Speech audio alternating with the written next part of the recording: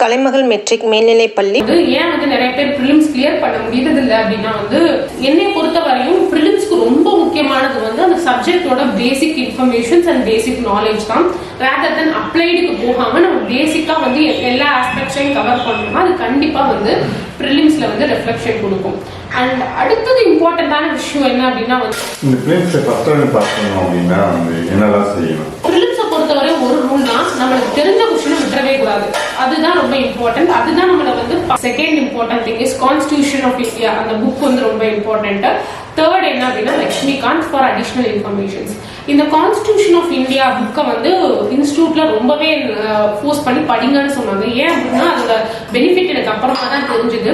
ஏன் அப்படின்னா யூத் பேப்பரின் இனிய வணக்கம். மறக்காம சப்ஸ்கிரைப் பண்ணுங்க, பக்கத்தில் இருக்க பெல் ஐகான் கிளிக் பண்ணுங்க. தேங்க்யூ. யூத் பேப்பர் நண்பர்களுக்கு வணக்கம். நான் அஞ்சுகா.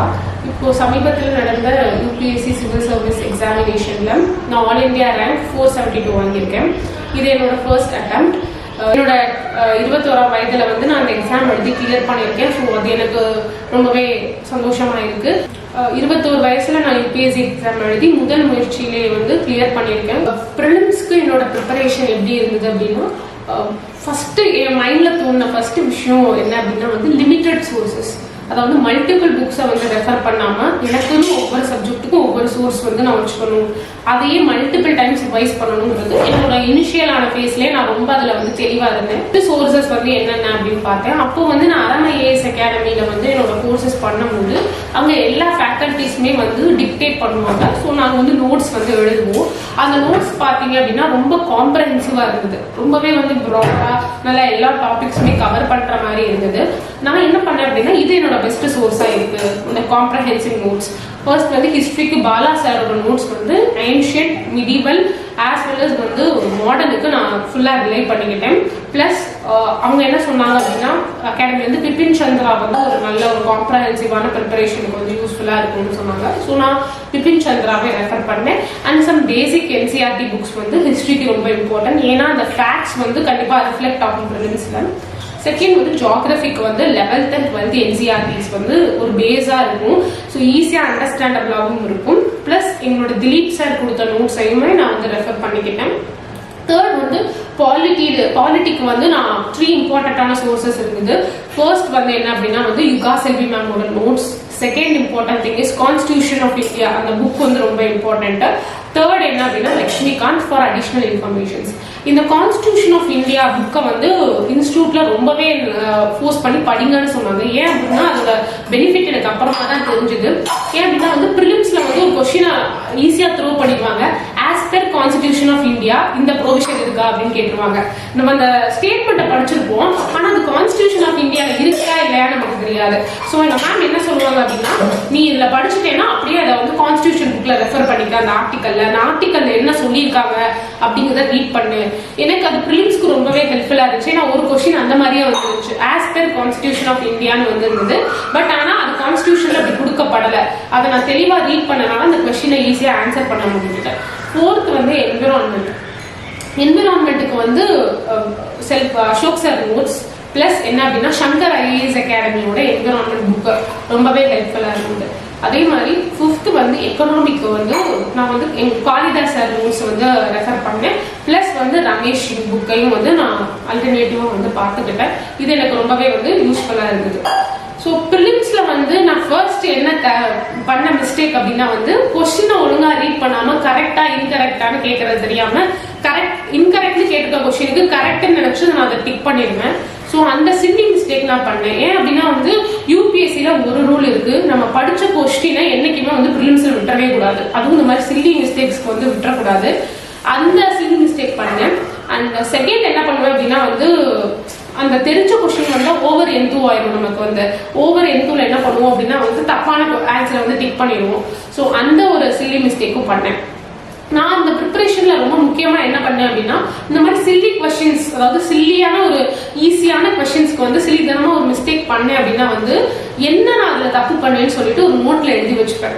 பேசிக்கான விஷயம். ஏன் அப்படின்னா கரண்ட் அஃபேர்ஸ் வந்து எங்க வேணா கேட்கலாம், பட் ஒரு சப்ஜெக்டோட பேஸ்ல வந்து நான் ஏதாவது தப்பு பண்ணேன் அப்படின்னா வந்து அது எந்த டாபிக்ல நான் தப்பு பண்ணேனோ அதுல என்ன தப்பு விட்டேனோ அதை நோட்ல எழுதி வச்சுப்பேன். ஸோ தட் பார்க்கும்போது ஓகே இந்த கொஸ்டின் வந்து நான் தப்பா எழுதுனேன், இந்த பேசிக்கான பாயிண்ட் நான் திருப்பி ரிவைஸ் பண்ணணும் அப்படிங்கறத என்னோட முதல் எய்மா இருந்தது. என்னை பொறுத்த வரையும் ப்ரிலிம்ஸ்க்கு ரொம்ப முக்கியமானது வந்து அந்த சப்ஜெக்டோட basic informations and basic knowledge தான். ரேதர் தென் அப்ளைடுக்கு போகாம நம்ம பேசிக்கா வந்து எல்லா ஆஸ்பெக்ட்ஸையும் கவர் பண்ணோம்னா அது கண்டிப்பா வந்து ப்ரிலிம்ஸ்ல வந்து ரெஃப்ளெக்ஷன் கொடுக்கும்.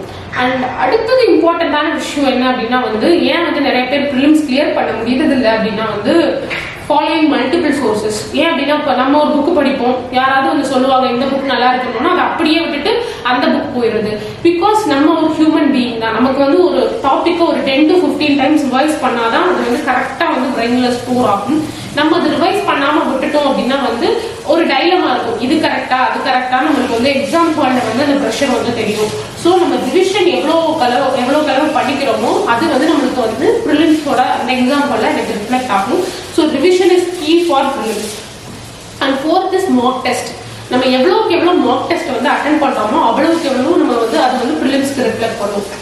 ஃபர்ஸ்ட் இம்பார்ட்டன்ட் திங் மாக் டெஸ்ட்ல நான் என்ன கத்துக்கிட்டேன் அப்படின்னா வந்து எவ்வளவு கொஸ்டின்ஸ் அட்டென்ட் பண்ணணும், எவ்வளவு நெகட்டிவ் எனக்கு வருது, எனக்கு எவ்வளவு நெட் ஸ்கோர் வருது அப்படிங்கிறத வந்து நான் மார்க் டெஸ்ட் மூலமா எக்ஸ்பெரிமெண்டேஷன் பண்ணிக்கிட்டேன். எனக்கு அதுல என்ன கிடைச்சது அப்படின்னா வந்து ஒரு 85 கொஸ்டின்ஸ் நான் போடுறேன் அப்படின்னா வந்து எனக்கு அரௌண்ட் ஒரு 60 to 65 கொஸ்டின்ஸ் கிட்ட என்ன ஆகும் அப்படின்னா கரெக்ட் ஆகும், கிளிக் ஆகும். ஒரு 20 கொஸ்டின்ஸ் அந்த மாதிரி 25 கொஸ்டின்ஸ் கிட்ட என்ன ஆகும் அப்படின்னா வந்து ராங் ஆகும். அது வந்து ஒவ்வொரு டெஸ்ட்டுக்குமே வந்து டிஃபர் ஆகும். பட் எனக்கு நெட் ஸ்கோர் எவ்வளவு வரும் அப்படின்னா வந்து ஒரு 95 to 110 வந்து எனக்கு நெட் எப்போதுமே வரும். ஸோ நான் இந்த ஸ்ட்ராட்டஜியை தான் என்ன பண்ணேன் அப்படின்னா வந்து என்னோட ப்ரிலிம்ஸ்க்கும் நான் வந்து யூஸ் பண்ணிக்கிட்டேன். அது எனக்கு வந்து ஹெல்ப்ஃபுல்லா இருந்தது. ஏன் அப்படின்னா நான் நிறைய கேண்டிடேட்ஸ்ல வந்து டிஸ்கஸ் பண்ணும்போது எல்லாரும் என்ன சொன்னாங்க அப்படின்னா அஞ்சுக்கா நான் ஒரு 60 கொஸ்டின்ஸ் தான் அட்டன் பண்ணேன் அப்படின்னு சொன்னாங்க. அது வந்து அவங்களுக்கு பேக் ஃபயர் ஆச்சு. ஸோ நம்ம எப்போதுமே இந்த மாதிரி மாக் டெஸ்ட்ல வந்து நீங்க நெட் எவ்வளவு வருது, எவ்வளவு வந்து அட்டென்ட் பண்ணணும், எவ்வளவு நெகட்டிவ் வருது அப்படின்னு அனலைஸ் பண்ணிக்கிட்டீங்க அப்படின்னா வந்து உங்களுக்கு வந்து ப்ரிலிம்ஸ்க்கு அது ரொம்பவே ஹெல்ப்ஃபுல்லா இருக்கும். அண்ட் இன்ஸ்டியூட்ல என்ன பண்ணுவாங்க அப்படின்னா வந்து மார்க் முடிஞ்சதுக்கு அப்புறம் ஒரு டிஸ்கஷன் கிளாஸ் வந்து நடக்கும். அதாவது அந்த கொஸ்டின்ஸை டிஸ்கஸ் பண்ணுவாங்க. அந்த கிளாஸஸ் ரொம்ப இம்பார்ட்டண்டா இருந்தது. ஏன் அப்படின்னா வந்து அந்த டெஸ்ட்ல அந்த கொஸ்டின் மட்டும் இல்லாம அது ரிலேட்டடான சப் டாபிக்ஸும் என்ன பண்ணுவாங்க அப்படின்னா ஃபுல்லா கவர் பண்ணிடுவாங்க. ஸோ அதை வந்து ஃபுல்லா ஆல் காம்ப்ரஹென்சிவா நம்ம வந்து கவர் பண்ண மாதிரி ஒரு சாட்டிஸ்பாக்சன் நமக்கு கிடைக்கும். அந்த கொஸ்டினை பத்தி எல்லாமே தெரிஞ்சது அப்படிங்கிற மாதிரி ஒரு சாட்டிஸ்பாக்சன் இருக்கும். இன்னொன்று நான் என்னோட ஸ்ட்ராட்டஜியில எதை யூஸ் பண்ணுவேன் அப்படின்னா மைண்ட் மேப்ஸ் வந்து ட்ரா பண்ணுவேன். ப்ரிலிம்ஸ்க்கு ஆக்சுவலாக யாரும் எழுதி பார்க்கணும் அப்படின்னு சொல்ல மாட்டாங்க.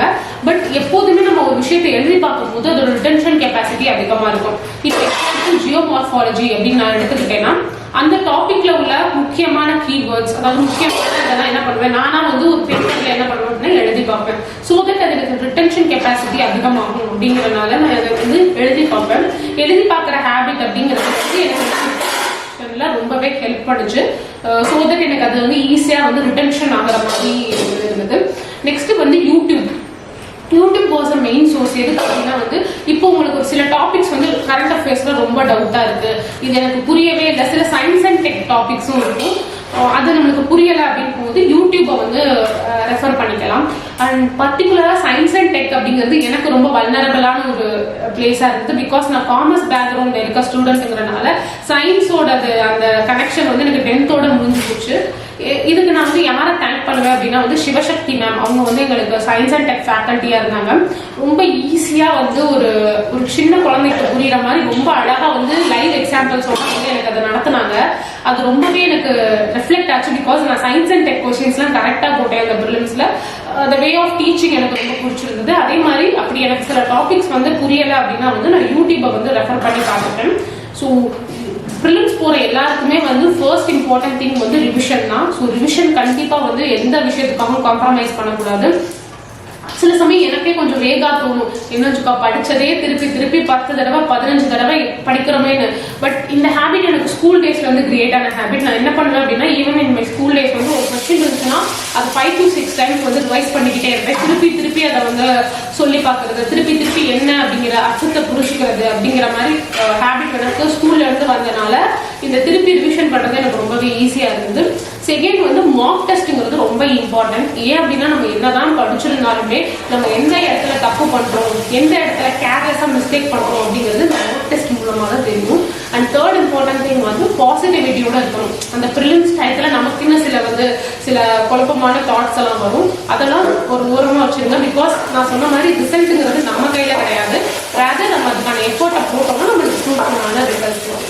இந்த பிலிம்ஸை ஃபர்ஸ்ட் டைம் பார்க்கணும் அப்படின்னா வந்து என்னதான் செய்யணும்? இம்பார்ட்டன்ட் திங் எனக்கு எது ரொம்ப ஹெல்ப் பண்ணுச்சு இந்த ஃபர்ஸ்ட் அட்டெம்ப்ட்லேயே ப்ரிலிம்ஸ் கிளியர் பண்றதுன்னா, அது கண்டிப்பா அது ரிவிஷனுக்கு மட்டும்தான். ஏன் அப்படின்னா, இப்போ நம்ம நல்லாவே ஒரு விஷயத்த படிச்சுட்டு போயிருக்கோம், அதே கொஸ்டின் கூட நம்மளுக்கு என்ன பண்ணுவாங்க, எக்ஸாம் ஹால்ல கேட்பாங்க.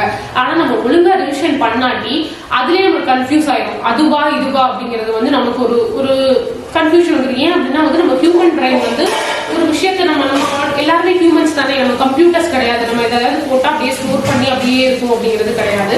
அதாவது ரிவிஷன் நம்ம பண்ண அந்த பேஜே உங்க கண்ணு முன்னாடி வந்து இருக்கும். அந்த பேஜ் நம்பர் முதற்கொண்டு அந்த பேஜோட ஃபர்ஸ்ட் எல்லாமே அப்படியே வந்து கண்ணு முன்னாடி இருக்கும் போது நம்ம அதில் தப்பு பண்றதுக்கு சான்ஸே கிடையாது. ப்ரிலிம்ஸை பொறுத்த வரையும் ஒரு 40 to 50 கொஸ்டின்ஸ் தான் வந்து நமக்கு தெரிஞ்ச மாதிரியே இருக்கும். மற்றதெல்லாம் வந்து தெரியாத எங்க இருந்தோ கரண்ட் அஃபேர்ஸ் வந்து எடுத்திருப்பாங்க. அங்கேயே நம்ம சில கெஸ்ட் ஒர்க்ஸ் நம்மளோட காமன் சென்ஸ் வச்சு போட்டுக்கலாம். பட் ப்ரிலிம்ஸை பொறுத்தவரை ஒரு ரூல் தான், நம்மளுக்கு தெரிஞ்ச கொஸ்டினை விட்டுறவே கூடாது. அதுதான் ரொம்ப இம்பார்ட்டன்ட். அதுதான் நம்மளை வந்து பாஸ் பண்ண வைக்கிறதுக்காக கொண்டு போகும். பிகாஸ் யாருக்குமே தெரியாத கொஸ்டினை நம்ம அட்டன் பண்ணல அப்படிங்கிறத பத்தி வருத்தப்படக்கூடாது.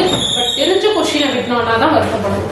கலைமகள் மெட்ரிக் மேல்நிலைப்பள்ளி, காட்டுமன்னார் கோயில்.